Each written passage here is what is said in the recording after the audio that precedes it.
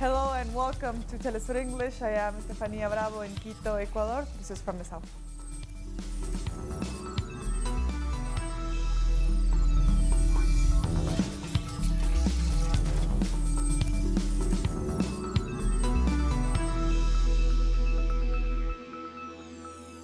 The president of Venezuela, Nicolás Maduro, has reported 17 new cases of COVID-19 detected in the country. Today I have to report 17 new cases. We may be seeing variations on the outbreak. They've been going up and down. Out of these new cases, only 3 were infections inside communities. The other 14 from outside the country. 13 of them from Colombia, from our compatriots who have been returning. We test them at the border, we shield them and provide for them. During a quarantine period of 14 days, we test them. And if they come out negative, we take them to their homes.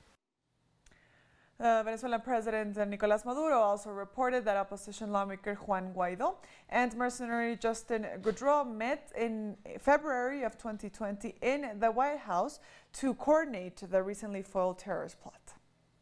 Fue en la Casa Blanca. It was at the White House on February 4, 2020, that Juan Guaidó met with Jordan Trudeau, the president of Silver Corp, by order of Donald Trump, to articulate the plan for a maritime invasion against Venezuela.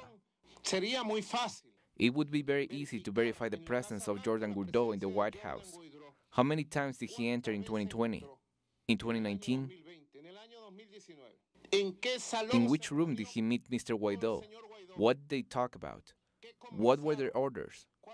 There it is, planning attacks against our country, against Venezuela's peace. President Maduro emphasized that the Venezuelan people are prepared to defend the sovereignty of the country. We are preparing the cuts in the mountains, in cities and towns. The rifles are ready for battle, if we have to fight. We are not speaking Italy. We speak with our feet in solid ground because we want peace. We do not want weapons to be used not even once. We want peace, harmony. Our issues only concern us.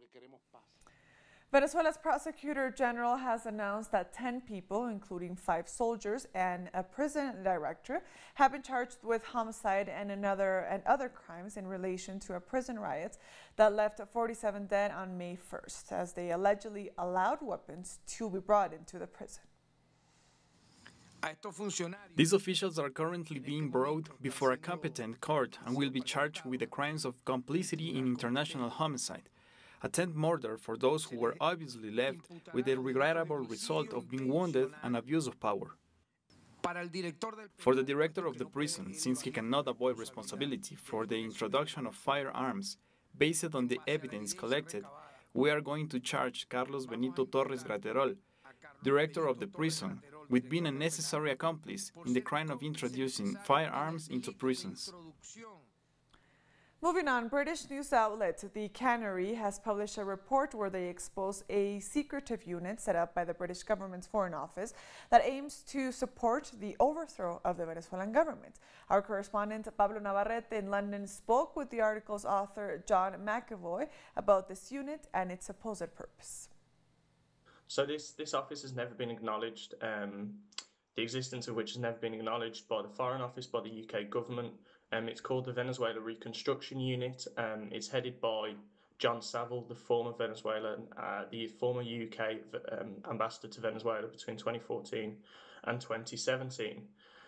Now, in an official response, the UK government says that this unit that is never acknowledged is supposedly to help deal with the political and economic crisis in Venezuela. However, in private communications that we've obtained between the Juan Guaidó's UK representative, Vanessa Neumann, and UK officials, we've found that there's some discussion about planning for the sustenance of British business interests in a reconstructed Venezuela. So we get the kind of idea of what Britain's interest in reconstructing Venezuela is there.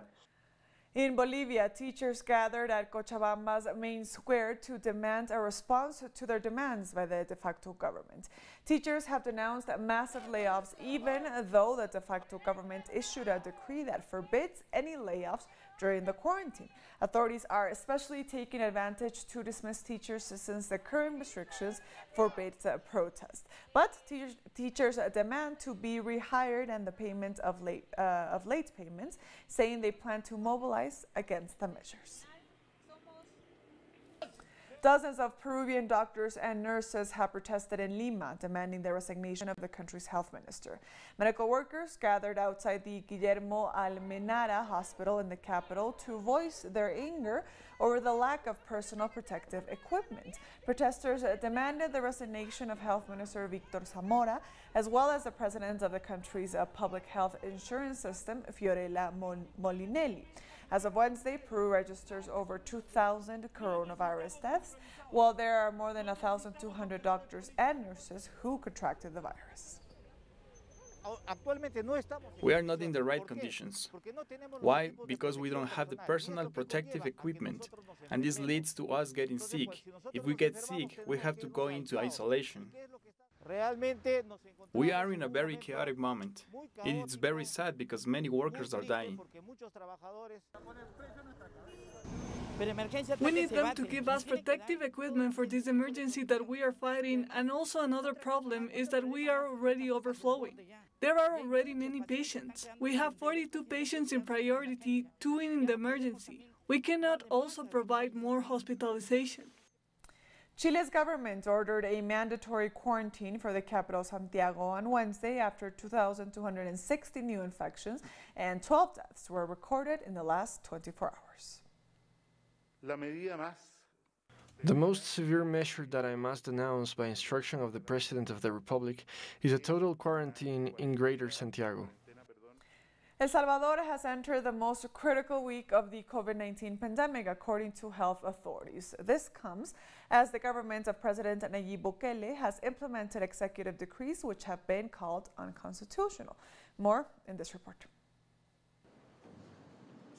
After being implemented on May 7th, Executive Decree 22, which restricts citizen movement due to the COVID-19 emergency, has been modified by the government of Nayib Bukele in recent days. Decree 24 has come into effect, which is not a completely different decree from Decree 22, but it hopes to implement some small changes which were necessary, in particular with the issue of transportation, the use of face masks, and the restriction maintained for circulation between municipalities. Citizen mobility is being scrutinized by at least 810 police checkpoints, where authorities review people's documentation.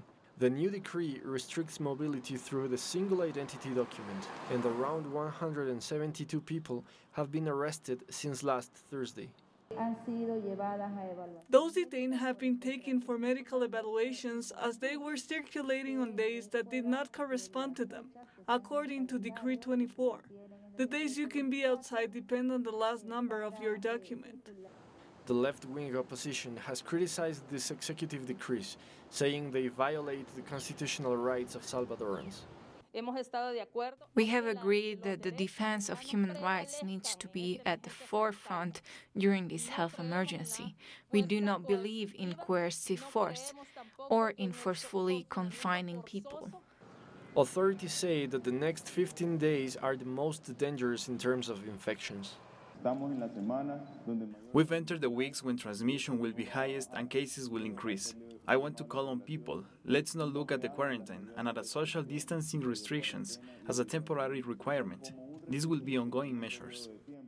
Meanwhile, at national markets, people are divided. Some criticize the measures while others support them. This is right, because it's for our personal benefit, because people don't understand the danger. This is not going to end soon. The way things are looking now, it's going to take some time. Once the executive decree expires on May 21, many expect that the economy will be reactivated, as it has suffered thanks to the pandemic and to the mandatory quarantine, which many allege has violated people's human rights. More stories coming up, don't go away.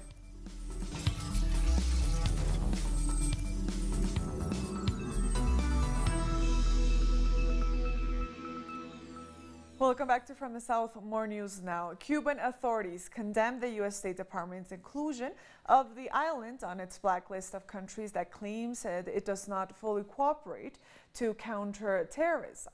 Carlos de Cosio, Director General for the United States at the Ministry of Foreign Affairs, tweeted that, quote, Cuba is a victim of terrorism and stressed that there is a long history of terrorist acts committed by the U.S. government against the island. He also said there has been a complicity of U.S. authorities with individuals and organizations that have organized, financed, and executed such acts from U.S. territory. Cuban authorities have warned that the impact of COVID-19 to the country's economy will affect areas that are essential for the island's development. Let's have a look. As Cuba continues to show favorable results in its control of the pandemic, gatherings in food markets remain a concern for citizens and authorities. Constituye todavía una de las principales inquietudes de las autoridades y la sociedad cubana. I see a very organized QE. People are being supportive because of the crisis. We have to try to be better until the pandemic is over. According to ministers in their meetings with the president, there are not enough supplies to distribute these goods via the ration card. COVID-19 arrived to Cuba at a time when the island was going through an economic restructuring plan, following the tightening of the blockade by the United States in the second half of 2019. It affected three important sectors of the economy. First, the energy sector, as imports of fuels were blocked. Another important sector is the financial one. And the third sector is tourism. During the beginning of 2020, Cuba was going through very hard months precisely because of these measures taken by the government of President Donald Trump. A solution for Cuban citizens would be the distribution of food via the ration card, a document through which families receive monthly supplies subsidized by the state. Nonetheless, Cuban authorities warned current conditions do not allow it. Difficulties in the retail sector will be inevitable for at least a couple of months. There are not enough resources to distribute food via the ration card.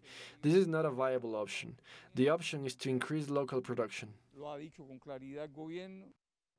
But the Cuban government has already addressed this issue.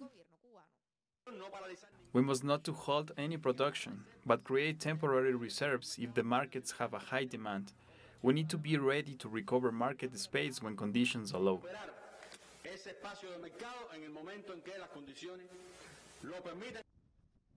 The novel coronavirus has impacted economies worldwide. In the meantime, Cuba is preparing to continue to transform its economic and social models to protect the life of citizens and share their experience around the world.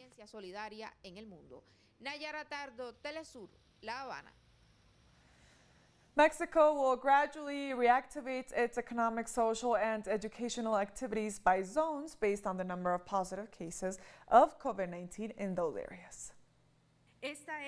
This is therefore a reopening plan that we will start on June 1st. Meanwhile, we will have a preparation stage and we will expand from May 18 the essential activities with construction, mining, and transportation manufacturing. South African President Cyril Ramaphosa has announced that the nation will further loosen a nationwide lockdown later this month. We will immediately begin a process of consultation with relevant stakeholders on the proposal that by the end of May, most of the country should be placed on alert level 3. Some of our people have questioned whether our approach in dealing with the coronavirus has been at the expense of the livelihood of our people. Our strategic approach has been based on saving lives and preserving livelihoods. Our key objective has always been to slow down the infection rate through a number of interventions in our coronavirus prevention toolbox. COVID-19 has officially infected the entire African continent after Lesotho reported its first positive case on Wednesday, a week after lifting its lockdown. The Ministry of Health says 81 tests were conducted on travelers from South Africa and Saudi Arabia on May 9th. The results were obtained on May 12th, 80 of which were negative. To date, the ministry says 597 samples were sent for testing, 295 are negative, and 301 are pending. A number of subscribers to Rwanda's community health insurance have said they have trouble making their contributions due to the economic hardships brought on by COVID-19. Let's have a look at this report from CGTN. The people we spoke to were adamant that making the contributions will not be something they will be able to easily do. Usually we're able to make our contributions by May or June, but now there is hardly any work and getting the money is a problem, so we have not yet paid.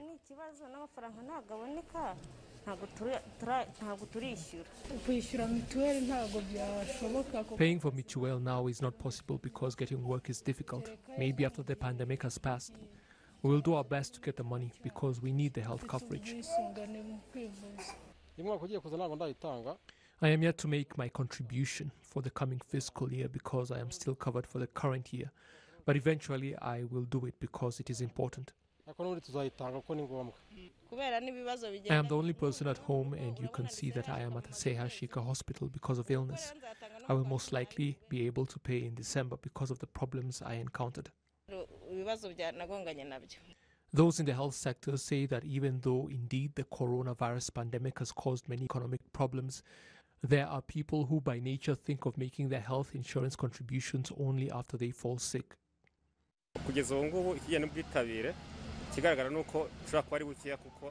Subscriptions are still low, taking into account the COVID-19 pandemic that has drawn a lot of attention, resulting in many not even thinking of making their contributions. We urge people to make their contributions early, and we are worried that some will simply wait to get sick to pay for their Mutuelle health coverage.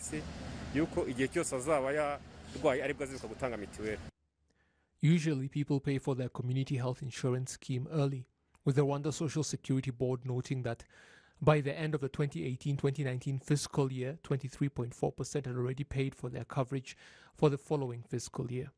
The current state of things, however, has brought much uncertainty. People start making contributions for the coming fiscal year in January, and there are some who have already done that. As for the current fiscal year and contributions in relation to the COVID-19 outbreak, well, by December, most had made their contributions anyway, and very few remained by the time the pandemic started.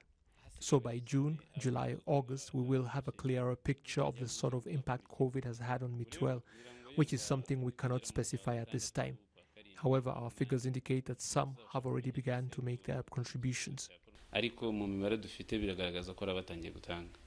2018-2019 saw contributions at a rate of 78.5%, with the current fiscal year contributions at 79.5%, which is an increase of 1%.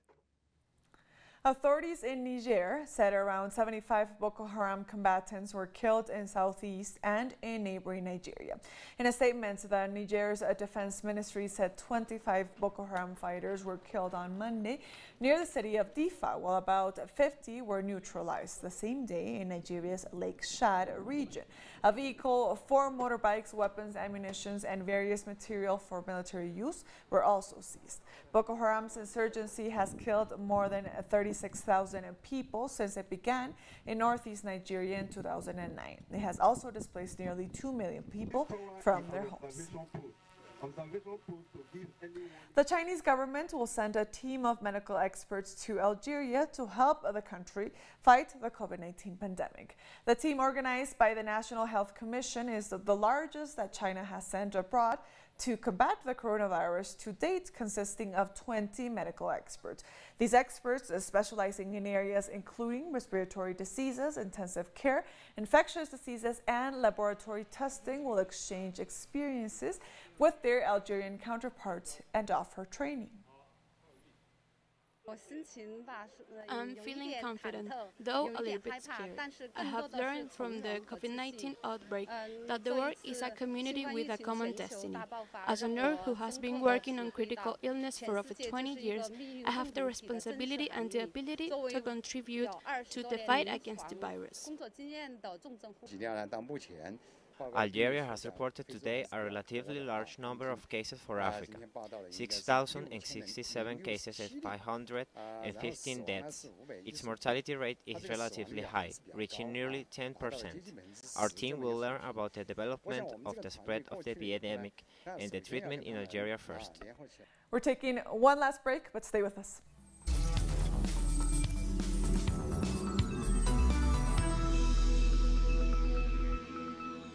Welcome back to From the South. Italy has decided to temporarily regularize illegal immigrants working in fields who have long suffered exploitation due to their condition.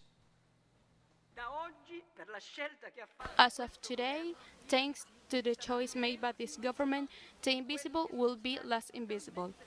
Those who have been brutally exploited in the countryside or even in fake cooperative where people have been loaned out to work in families, to work as caregiver or as domestic servants will be not invisible because they will have access to a resident permit to work, and we will help them to be people who regain their identity and dignity because we have made a clear choice. U.S. President Donald Trump called on Wednesday to ease of lockdown measures despite the COVID-19 crisis in the United States. In a meeting with the governors of North Dakota and Colorado, President Trump urged governors to reopen schools despite reports of children deaths by symptoms linked with COVID-19. The country continues to be the epicenter of the global health crisis, with more than 139,000 cases of infection and over 84,000 deaths. The Ukrainian parliament has passed a bill preventing insiders from siphoning off international aid money through bank bailouts. The anti-corruption bill targets owners of banks that go bankrupt, preventing them from regaining their assets, and is seen as opening the door to International Monetary Fund lending. Ukraine has been in talks with the IMF for months and is expected to receive the total loan of around $5 billion within 18 months.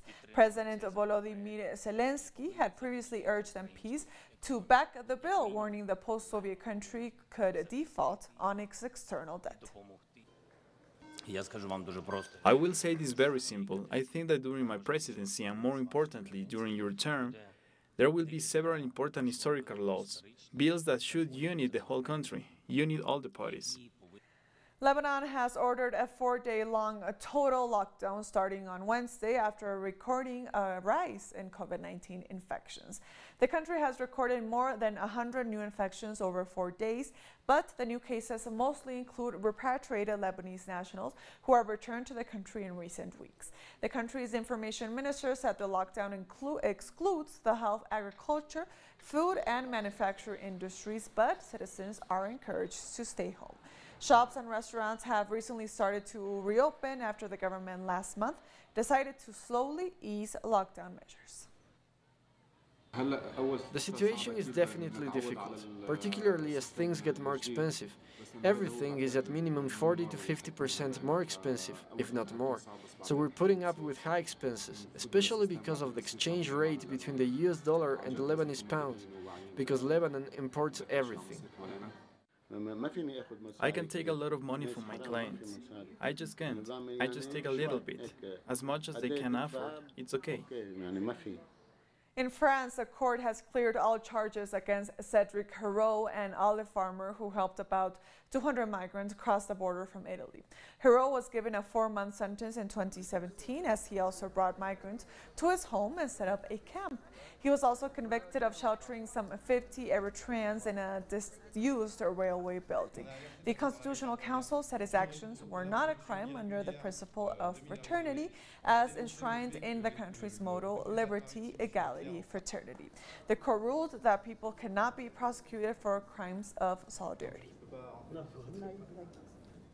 The Chinese city of Wuhan plans to carry out coronavirus tests on its entire 11 million population after new cases emerged for the first time in weeks. Officials in Wuhan have been ordered to submit plans by Tuesday to administer nucleic acid tests on all residents in the city, where the new coronavirus first emerged last year. The plan comes after Wuhan reported 6 new cases of COVID-19 for the first time since the city reopened after a 76-day lockdown. And with that, we've come to the end of this news brief. You can find these and many other stories on our website at telesurenglish.net. And remember to follow us on social media as well. We are on Facebook, on Twitter, and of course on Instagram. For Telesur English, I am Estefania Bravo. Until next time.